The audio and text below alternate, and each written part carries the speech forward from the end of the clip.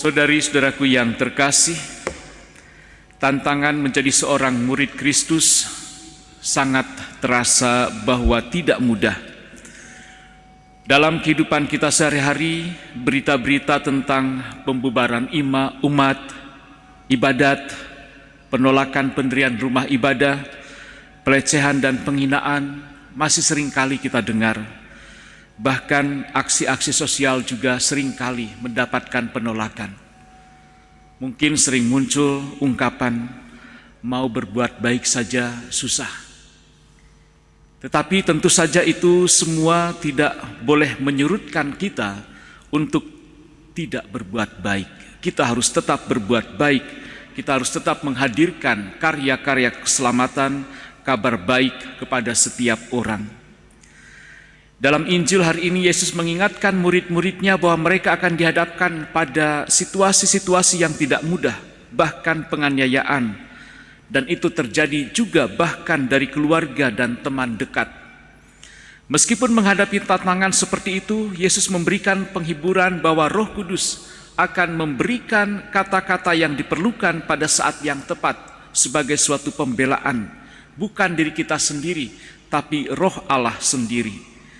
Dan Yesus mengingatkan mereka untuk tetap teguh dalam iman dan bahwa mereka akan diselamatkan jika bertahan sampai akhir.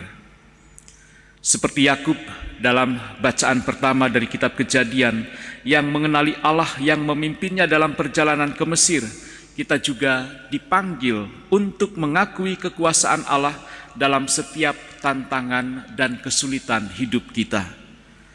Mengandalkan Allah dan mempercayai janji-janjinya akan memberikan kita keberanian dan ketenangan dalam menghadapi tantangan dan kesulitan yang ada.